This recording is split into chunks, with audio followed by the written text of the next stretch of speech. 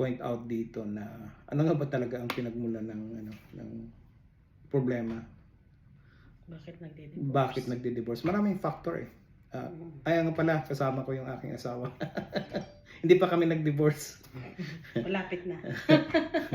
Yeah, gusto ko lang kasi makuha yung opinion at lagi naman kaming nag-uusap patungkol dito. So might good na i-record na lang namin ito at makuha rin yung aming kuro-kuro. So sa palagay mo ano ang problema sa mag-asawa? Bakit nagdi-divorce? Bakit nagdi-divorce? Isa sa mga factor lang. At I think pinaka-common sa mag-asawa. At tayo naman involved naman sa may mga counseling, may mga at very common na ating naririnig is pinaka-common yung yung poor communication. Yung hindi effective yung kanilang pag-uusap o problematic yung pamamaraan nila ng pag-uusap o pag-i-interact, pagpalit ng mga information, ng mga naiisip nila, mga nararamdaman nila, mga needs nila, hindi nila effectively nasasabi o hindi effectively na naku-communicate sa bawat isa. Minsan maliit lang na bagay. Nami-misinterpret, maraming mga dahilan. So ibig sabihin hindi effective yung pag-uusap, yung method or maaring yung sistema ng pag-uusap. Yun ba in general na sa kultura bilang Pilipino or sa ibang lahi? Actually, ang mga puti magandang makipag-communicate eh. Gusto nila ng ganun eh. Mahilig sila makipag-communicate sa kanilang spouse. Pero ang mga Filipino, hindi tayo kasi open. Hindi tayo open eh. Hindi tayo ganun eh. Parang minsan mahiyain, hindi tayo nagsasalita, hindi natin sinasabi yung mga opinion natin, yung gusto natin. Culture yun eh. Oo. Pero ang problema kasi sa ating mga Pilipino ay nag-uusap lang tayo pag galit na. Oo. Doon lang natin doon lang inuupuan at mag-usap. Oo. Doon mo inilalabas yung sama ng loob mo. Tapos ang dami-dami na pala. So pag nag-away kayo, ang dami mo nang binabato ng mga pangyayari na hindi mo na nga alam na ay masama pala ang loob mo nung time na yon. Parang inuungkat na kasi yung mga nakaraan pa eh. Pag nagkakagalitan na. So yun yung nagiging problema sa poor communication, yung lack of openness at saka honesty, yun yung isa. So yung una pala, pag sinabi nating poor communication is lack of honesty. Honesty, hindi honest. Hindi transparent. Hindi transparent sa nararamdaman, hindi transparent doon sa iniisip. At minsan basta na lang bubulaga kasi matagal na palang kinikimkim yun. Di ba? Kaya importante sa nagpaplano o nagbagong kasal, kailangan mas maganda nga na pag-uusapan bago magpakasal. Pero sa unang pagkasal, sa kasal nyo, sa unang pagsasama, importante na ma-establish agad yung communication sa bawat isa. Pero minsan kasi hindi naman alam eh. Lalo na pag nagpapakasal ay walang counseling. Oo. Iyon ang problema. Tsaka in love kayo, parang wala kayong naiisip. Parang lahat ay good. Di ba? Parang malagkit lahat ang pag tiningnan mo yung isa, talagang mas malagkit pa kayo sa sa biko. Hindi. Kasi kailangan, kaya nga mas maganda ngang naiintindihan. Mas magandang may counseling bago pa lang mag-umpisa. Kasi nakikita mo kung paano mag-umpisa nagbibigyan ka na ng parang guidance. Advance yung advice sa'yo na nakikita mo ahead of time na ito pala yung mga kailangan naming i-work out. Tsaka ang pinaka-importante sa lahat, yung openness, yung openness ng relationship nyo sa bawat isa.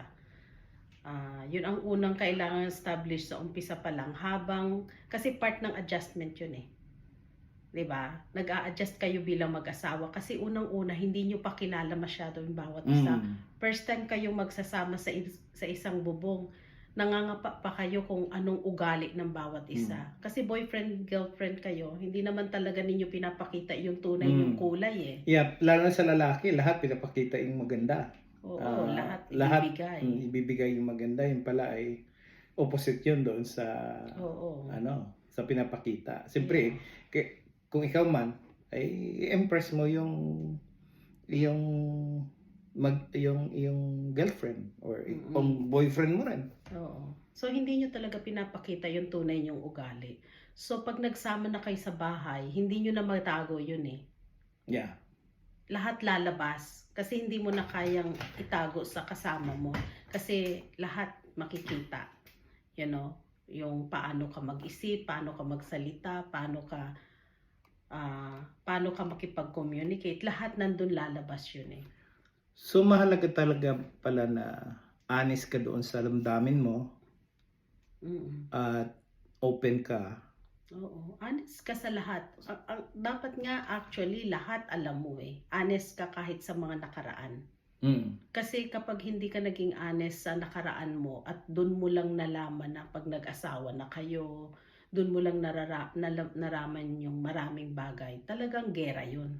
Yeah. Pero paano yun? Kasi marami ng mga nag-asawa na hindi naman nila dinisclose yung lahat at nag-asawa na sila. Kaya maraming conflict. Pero paano ano yun? Eh, ang gagawin lang naman is talagang umupo.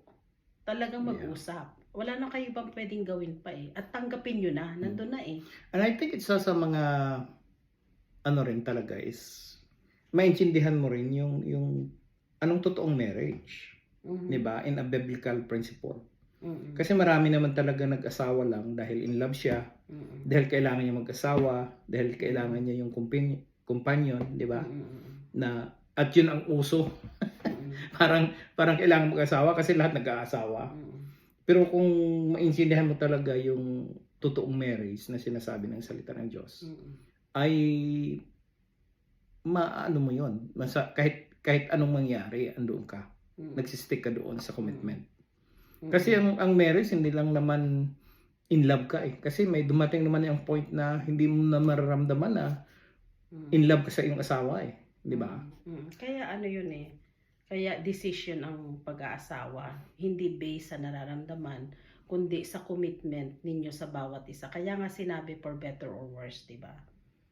Hindi kung better lang, hindi kung worse lang. Kailangan, ano man ang mangyari, for better or worse, may kontrata kayong dalawa na pag worst ang nangyari sa atin, walang bibitaw.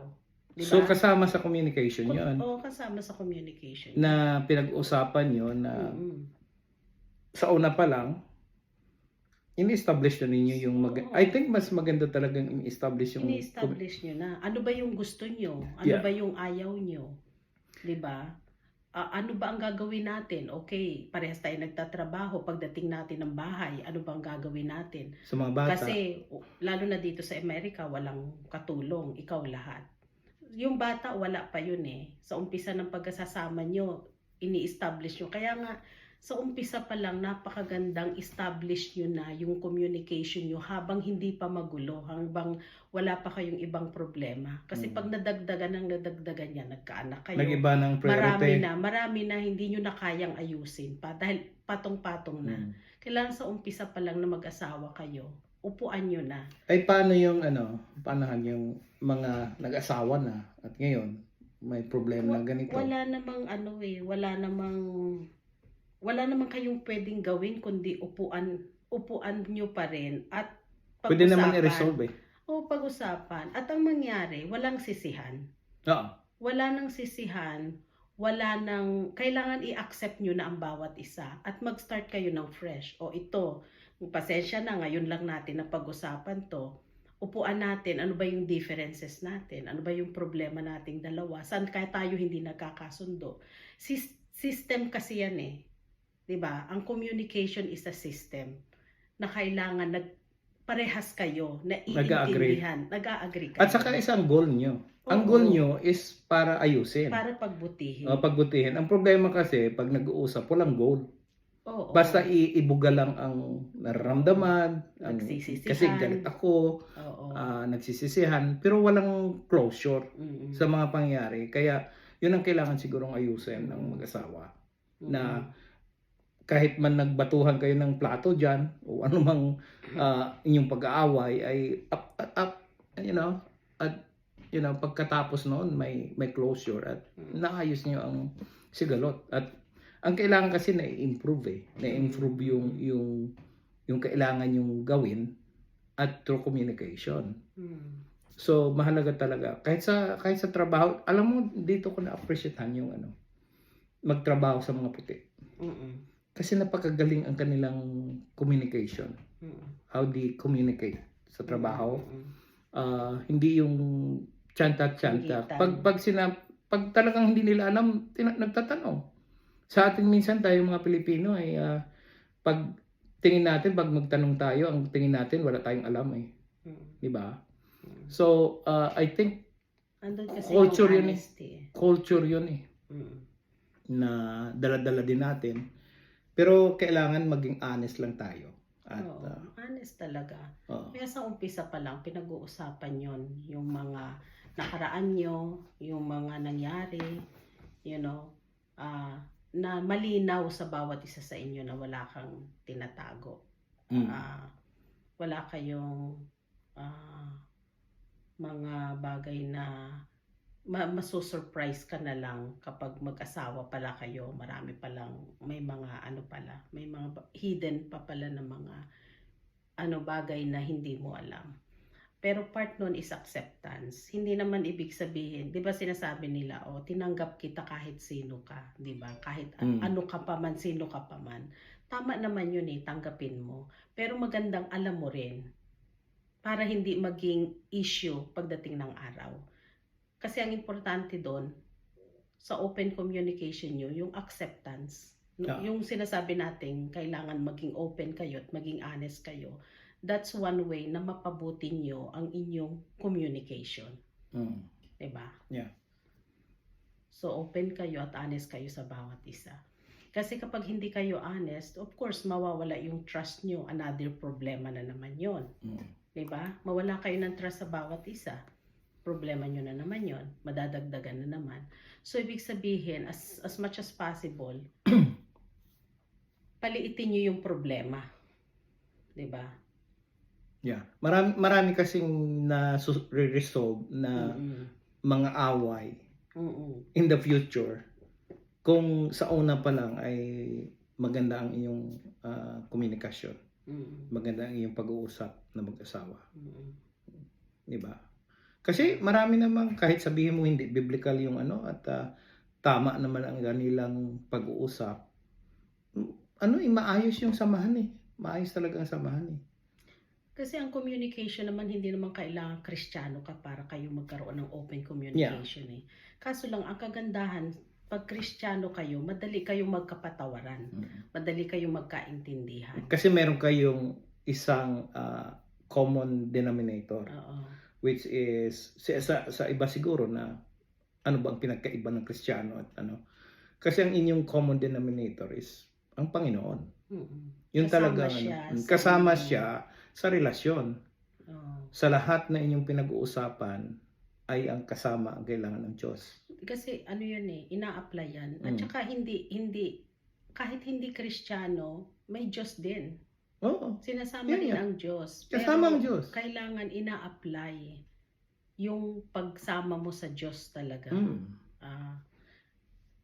Kasi kapag hindi ninyo alam, iba yung knowledge, iba yung talagang application. Yeah. Diba? So kung i-wrap up natin ito, Han, anong masasabi mo?